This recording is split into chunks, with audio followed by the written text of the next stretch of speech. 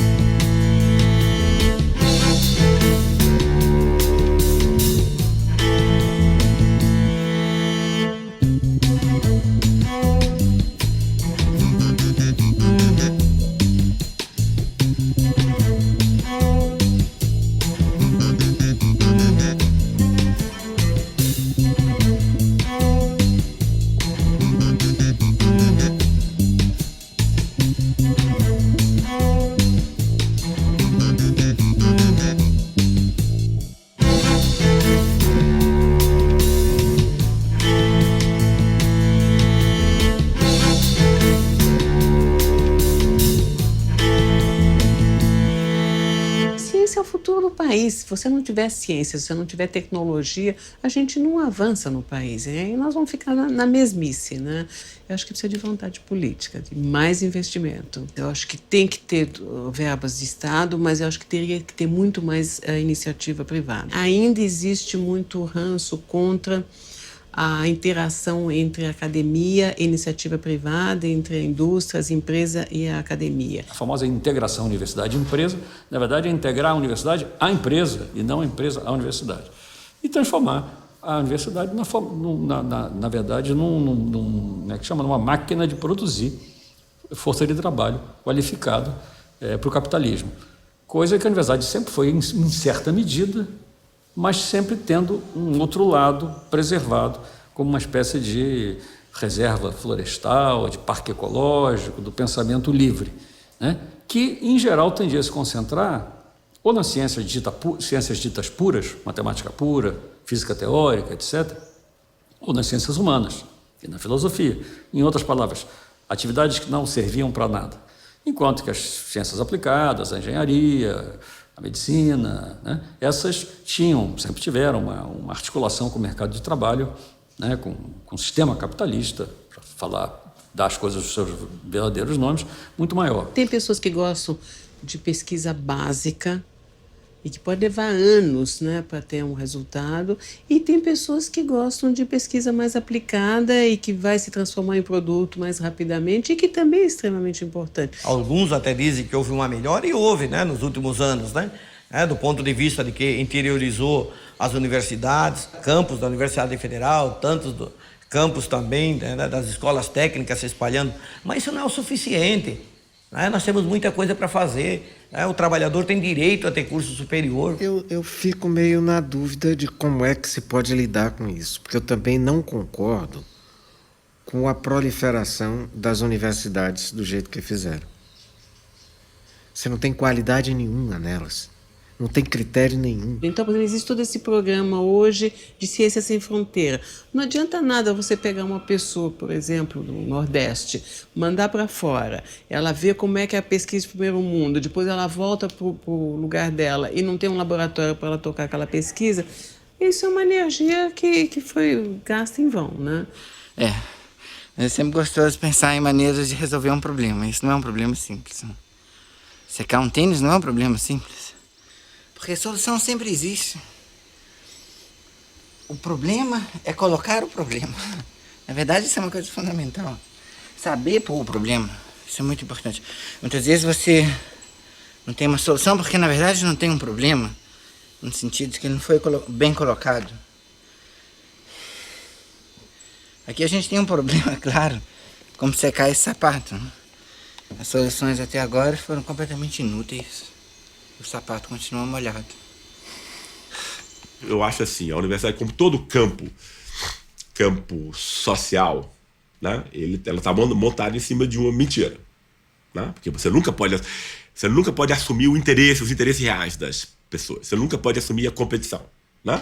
Por exemplo, então, na ciência, você tem algo assim como são todos soldados da procura da verdade, neutros, né? Entende? Isso compromete muito, né, a eficácia da ciência. Por exemplo, a ciência vive desse debate, vive do contraditório, né? Vive da discordância, etc. Né? E nós temos um contexto onde na nossa ciência, o que você hoje ouve é sempre só elogios, né? Lançar, entende isso? As pessoas se citam mutuamente, ajudam aqui, uma troca mesquinha de pequenos favores pessoais, como se a ciência não estivesse lidando com a forma como a sociedade é legitimada e estivesse aí envolvendo o destino de dezenas de milhões de pessoas, etc.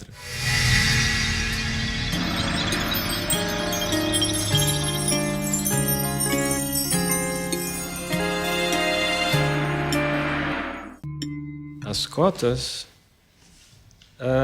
eu sou a favor das cotas.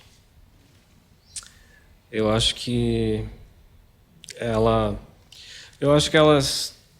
são mais positivas do que negativas. Elas tentam consertar um problema que é estrutural.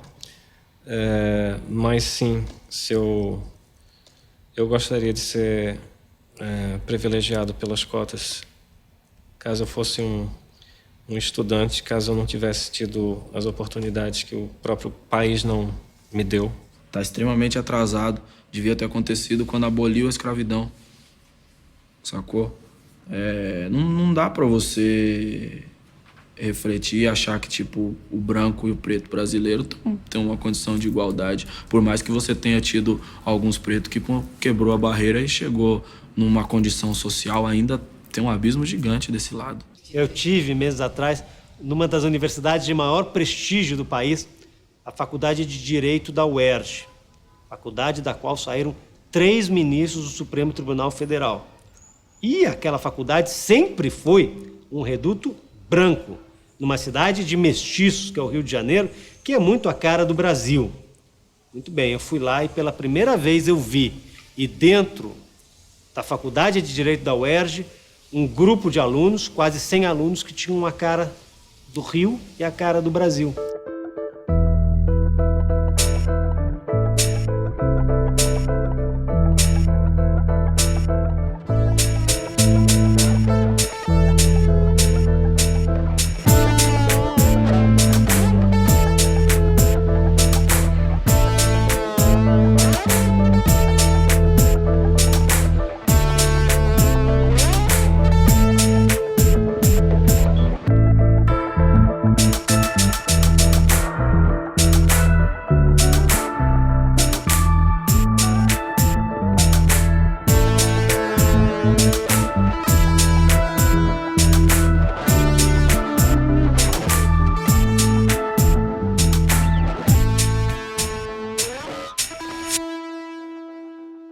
Se eu não me engano, o maior argumento contra a admissão de sistema de cotas é que isso produziria uma intensificação do racialismo no Brasil. Eu não acredito que isso seja verdade. Desde a adoção do sistema de cotas, todas as pesquisas comprovam que alguns dos temores, como uma piora do ensino, alta evasão dos cotistas, nível disparado entre cotistas e não cotistas, nada disso aconteceu. Eu acho que o problema é classe. Claro que no Brasil você tem muitas vezes sobreposição de linhas, de classe e cor. Nem todos os pobres são pretos e nem todos os pretos são pobres. Não tem que lidar com isso com culpa social da elite brasileira. Temos que dar um jeito, massacramos os negros. Eu não massacrei ninguém. Eu não fui dono de engenho, eu não fui senhor de escravo. A minha questão é social. Não é fazer charme de minorias, de ter que fazer isso, de pagar a culpa. Curitiba, que é a cidade que mais tem associações filantrópicas no Brasil, que tem as suas culpas. Eu não tenho nada a ver com isso. Meu critério não pode ser esse. Não é filantrópico, não é culpado. Eu acho que o critério é classe. Nisso eu tenho que ser sociológico e, mesmo que seja fora de moda, marxista. E viva Florestan Fernandes!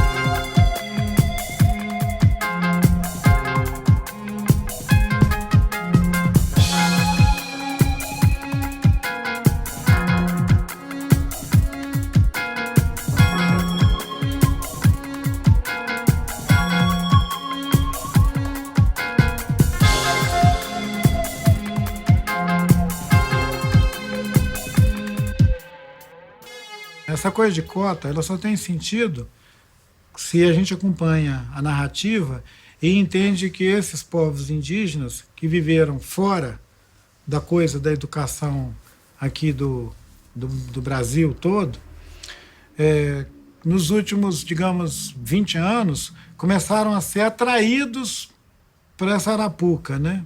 Essa ideia, para mim, ela revela que, de alguma maneira, essas instituições daqui dos brancos, elas estão cooptando os índios. É um sistema de cooptar índio, né? Porque se você vai trazer essas pessoas que estão dentro de uma experiência de formação que é a vida toda, na sua tradição, e em algum momento da vida dele você vai trazer esse jovem para essa tal de universidade, ele não vai continuar aquela formação humanista dele lá, né, naquele sentido de valores humanos. Ele vai ser especializado em alguma coisa. De repente esse cara vai virar o quê? Um antropólogo? Ele vai virar um biólogo?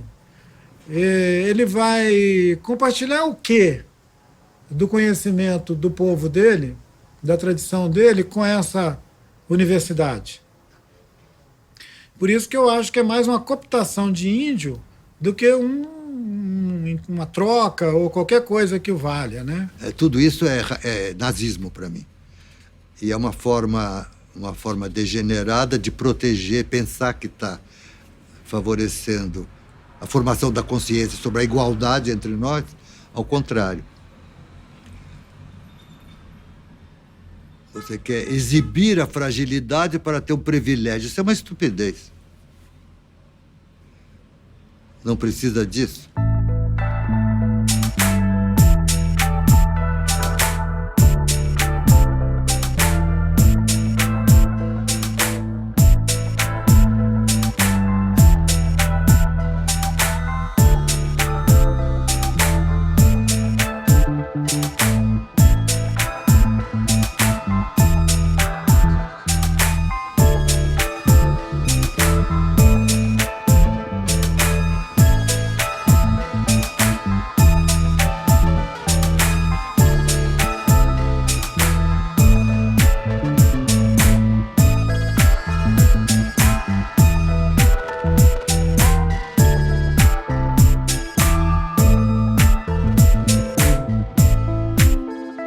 As cotas é uma oportunidade de índios, de sem terra, de negros, né, de outras as pessoas mais pobres poder acessar a universidade. Da forma como estava, nós sempre vamos produzir uma elite intelectual, enquanto a maioria dos trabalhadores sem oportunidade. E as cotas a gente entende que é, nesse momento, uma oportunidade. Pode ser que, num projeto mais adiante, daqui 10, 12 anos, ou nas próximas gerações, não vai haver mais necessidade.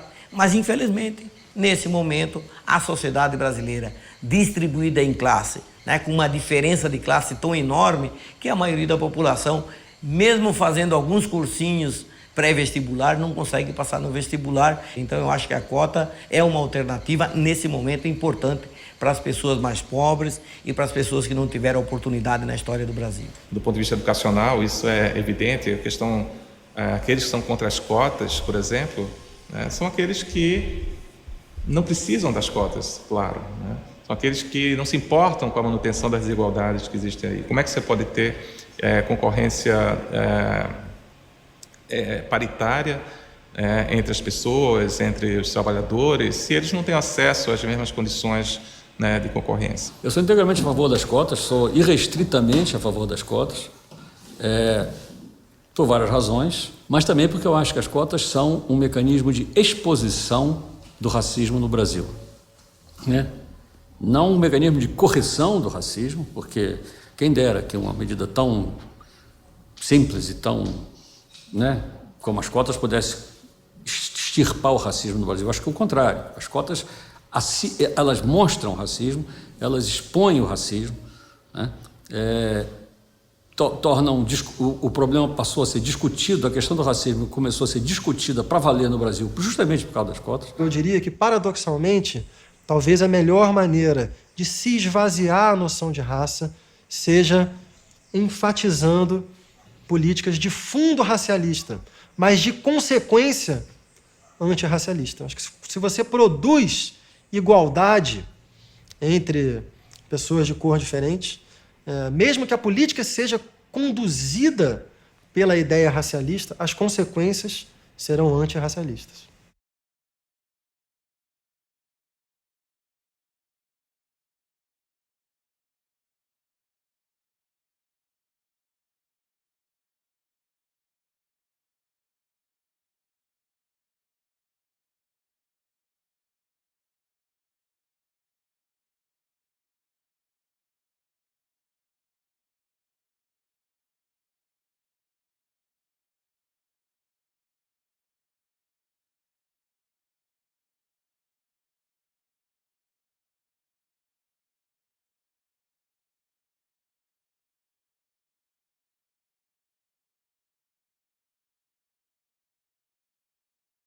estava outro dia em Teresina, no Piauí. Como um pouco antes eu tive em São Luís. É igual Manaus e Belém, são cidades indígenas. Quem é ali que não é indígena? Eu não sei. Então, como é que funciona essa coisa de cotas aí? Do mesmo modo, na Bahia teve um problema de duas irmãs. Uma pôde receber a cota por ser preta e a outra não, porque era branca demais. Mas elas são irmãs, do mesmo pai e da mesma mãe. Existe a questão de, como é que se pode saber se alguém é negro no Brasil? Só perguntar para o porteiro do prédio que ele sabe. Né? O porteiro de um prédio, você manda a pessoa entrar no prédio, que o porteiro sabe quem é negro, a polícia sabe quem é negro do Brasil. Não precisa fazer nenhum estudo muito aprofundado, nenhuma especulação antropológica muito profunda. Saber quem é negro do Brasil, pergunte ao porteiro do prédio de luxo da Avenida Copacabana, da Avenida Atlântica, ou pergunte ao policial negro, provavelmente, se ele sabe quem é negro ou não, ele vai acertar 99,9% das vezes. Então, eu acho que essa questão de a cota é um absurdo, porque, na verdade, tem pessoas que não são negras, que se entram nas cotas. Isso deve ser uma quantidade ínfima, né? Que não tem a menor importância do ponto de vista estatístico, que não tem a menor... não desmerece, não deslegitima o sistema. Então, eu acho que isso é uma coisa emergencial, mas ela não pode ser uma coisa permanente. Ela tem que concorrer para que daqui a uns anos a gente tire esse atraso, a escola pública realmente forme as pessoas de uma forma mais bacana. Mas eu acho que, assim como outras políticas públicas do Brasil, assim, a gente só dá o primeiro passo e não se pensa no passo adiante, né? A gente deu o primeiro passo. E qual seria o segundo passo? Garantir uma escola pública digna.